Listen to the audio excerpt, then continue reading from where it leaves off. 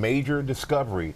A man who may be the worst serial killer in U.S. history, Samuel Little, is already behind bars for murder, and now he says he killed around 90 people since the 1970s. The FBI is asking the public for help and information. ABC's Lindsay Davis has the story.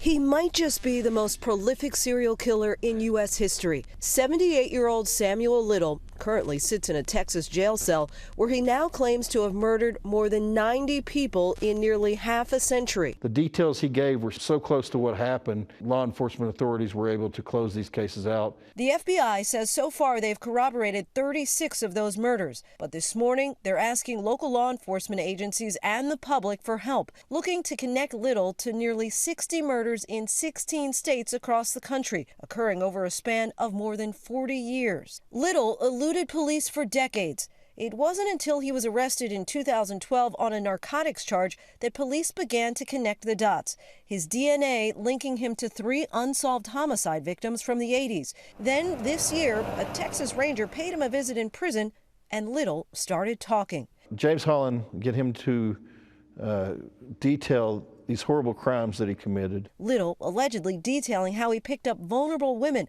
often involved in drugs or prostitution, and then strangled them, often in the back seat of his car.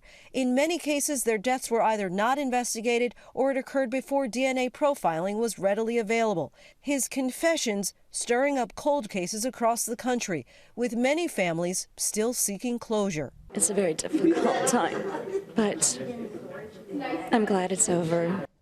In recent weeks, more than a dozen local investigators have gone to visit Little in Texas to get their own firsthand accounts. The FBI is asking anyone who believes that they may have information about a related crime to call their tip line. But here's a guy who says that he got away with murder 90 times. Chilling, frightening. All right, Lindsay, thank you.